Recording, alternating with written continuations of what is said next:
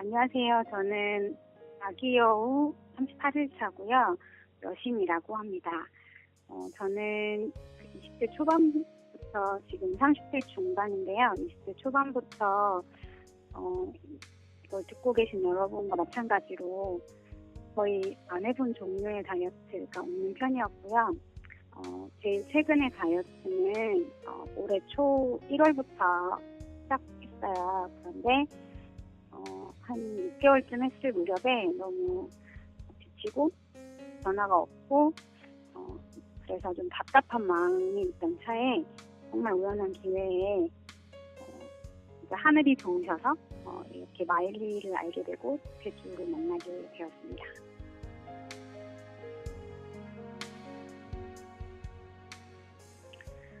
마일리는 학습 프로그램인데요. 3일에 한 번씩 미션이 주어져요. 처음에는 3일에 한 번이면 너무 텀이 길지 않나? 이렇게 생각했는데 그게 다 또 이유가 있더라고요. 그래서 그 몇 가지 컨텐츠 중에 저는 히든 스토리 그리고 여우 스토리로 나뉘어진 그 미션 성취를 가장 좋아하는데요.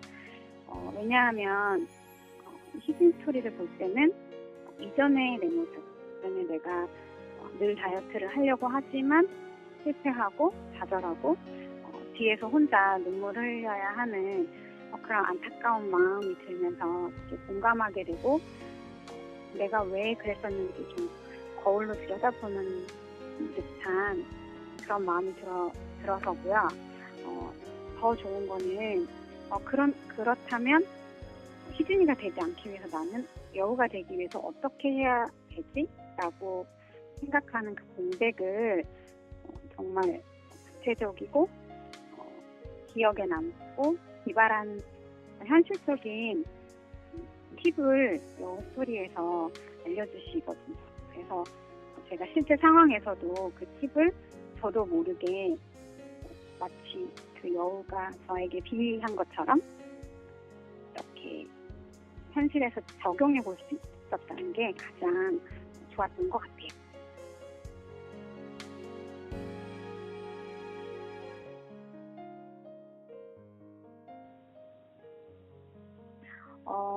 이 마일리의 가장 큰 핵심은 기존의 다이어트 방법들하고 제일 다른 거는 다이어트가 그냥 살을 빼는 과정이 아니라 학습하는 과정이라는 데 있는 것 같은데요.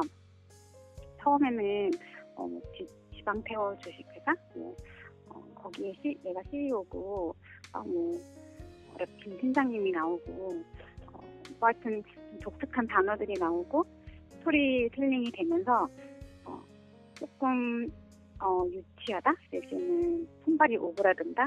이렇게까지 해야 되나? 이런 생각이 들었어요. 그런데 이게 나중에 되니까 왜 그래야 되는지 느껴지더라고요. 그러니까 가장 큰 이유는 그 학습 과정을 통해서 예전에는 무조건 내가 한 끼를 먹었으면 몇 시간 동안은 굶어야 되고 몇 시 이후에는 먹지 말아야 된다. 이렇게 강박관념을 가지고 있었는데 그게 아니라 내 몸이 지금 지방을 태우는 시간이기 때문에 나도 도와서 그 공복 시간을 지켜야 되는구나 라는 학습이 저절로 되는 거죠. 그래서 그 처음엔 유치한 것 같았던 그 컨텐츠가 사실은 되게 강하게 기억이 남고 나도 모르게 이게 몸에 체화가 돼서 실제로도 별로 스트레스 없이 그 배운 대로 하게 되더라는 거예요. 그래서 모르면 배워야 되는구나 이거를 저는 좀 많이 느끼게 된 것 같아요.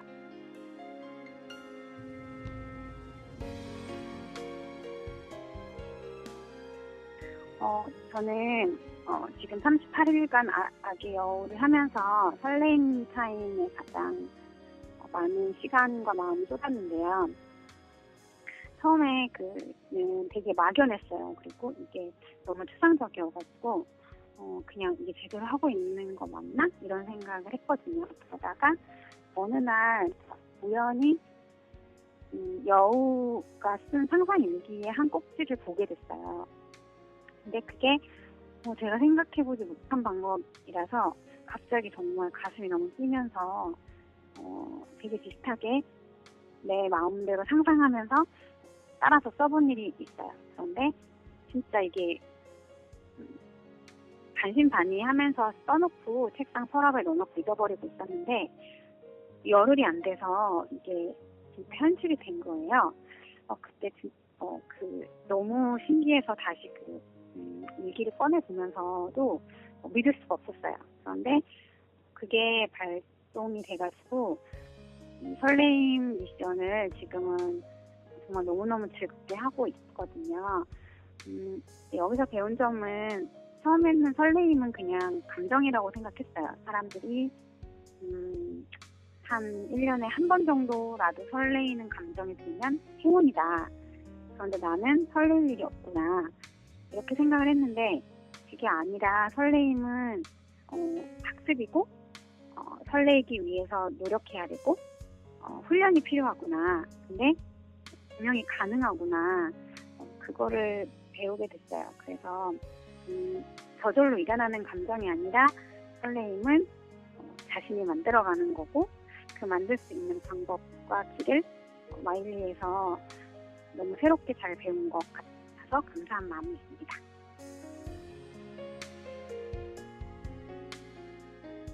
아름 실장님은 저한테 말하자면 엄마 같은 여우예요. 제가 아기 여우잖아요. 근데 그냥 실장님과 아기 여우의 관계가 아니라 엄마 여우와 그 엄마가 없으면 안 되는 아기 여우의 관계 같다는 생각이 많이 들어요. 근데 엄마라고 해서 무조건 자기를 다 희생하고 자기는 돌보지 않고 그냥 아기 여우한테만 헌신하는 그런 엄마가 아니라 엄마 자체가 되게 세련되고 도도하면서도 우리 아기 여우가 어느 시점에 어떤 게 필요하고 지금은 어디로 가고 있고 앞으로 어디로 가야 하나 이거를 너무 잘 알고 계시는 그런 여우, 정말 여우 같은 그런 엄마인 것 같아요. 저한테는 사실 칭찬이나 이 격려가 사실 조금 생소한데 너무너무 깨알같이 칭찬해 주시고 격려해 주시고 정말 사랑해 주시는 게 느껴져가지고 정말 오래 걸리지 않아서 제가 되게 마음에 이렇게 알 수 없는 그냥 기적과 같은 힘?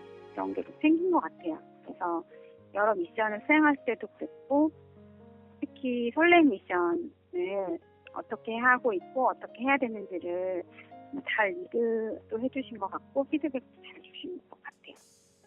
글을 올려주시는데 답글이나 그냥 글을 올려주시는데 글들이 그냥 이렇게 쓴 글이 아니라 오랫동안 고민하고 정말 저한테 필요한 글들을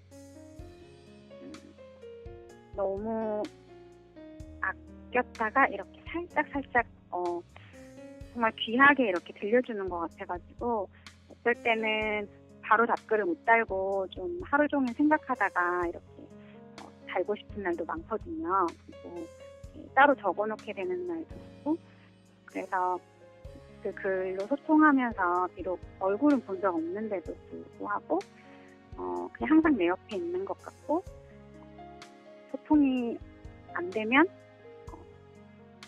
되게 기다려지고 궁금하고 이런 어느샌가 나도 모르게 되게 많이 의지하고 사랑하게 된 엄마 여우가 저희 아름 실장님입니다.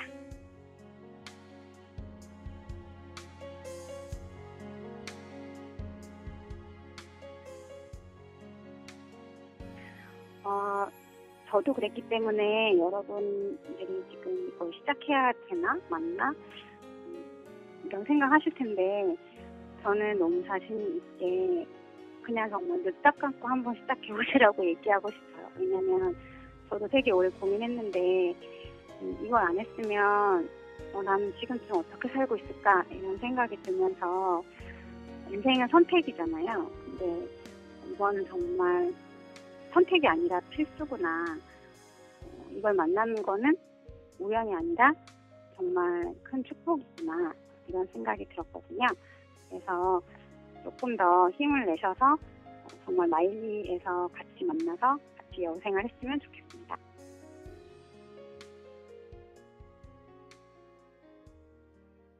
네, 거의 실장님처럼 했잖아요. 그래서 네네네네. 처음에 이렇게 어태치가 된 것 같아요, 제가. 그래서 중간에 약간 이렇게 물론 한번 텔레파시가 오기는 했지만 네. 너무 소식을 그러니까 전할 필요 없구나 이런 생각이 좀 들었거든요. 근데 그냥 오늘 이렇게 문자 와 있어서 되게 반갑기도 했고 저도 그동안에 많이 변해서 네. 이렇게 막 미주알 고주알 좀 이게 되게 감사한 거예요. 네. 저도. 그래서 뭐 제가 어떤 식으로든 도움이 뭐 나중에든 됐으면 좋겠지만 네, 그래서 더 신났나 봐요. 네, 너무 좋았고요. 진짜 네. 뭔가 그 마일리의 가장 큰 장점은 진정성인 것 같아요. 저는 아무리 생각해봐도 저희가 뭐 아마 뭐 컨텐츠에도 나왔지만 저희가 진짜 막 완전 전문 작가도 아니고 그리고 방송을 공부했던 사람도 아니고 어떻게 보면 뭐 심리학이나 이런 것들을 공부했던 사람들이 아닌데도 불구하고 저희는 진짜 글 하나 쓸 때도 토시 하나하나 정말 많이 고민하고 녹음할 때도 진짜 막 시간 엄청 오래 걸려가면서 최대한 마음을 담기 위해서 노력하고 실장님들도 매일매일 글 토시 하나 보내드릴 때마다 많이 고민하고 그런 것들이 사실 진심은 통한다고 하잖아요. 네. 근데 참 그게 맞아요. 되게 흔한 말인데도 마일리 안에서 그게 되게 메아리처럼 계속 돌아와요. 그러면 너무 감사한 거예요. 막 우리 마음 알아주는 것 같고 막 그래가지고. 그럼요. 그래서 오늘 유경 씨랑 인터뷰하면서 저 되게 행복했어요. 저도요. 네.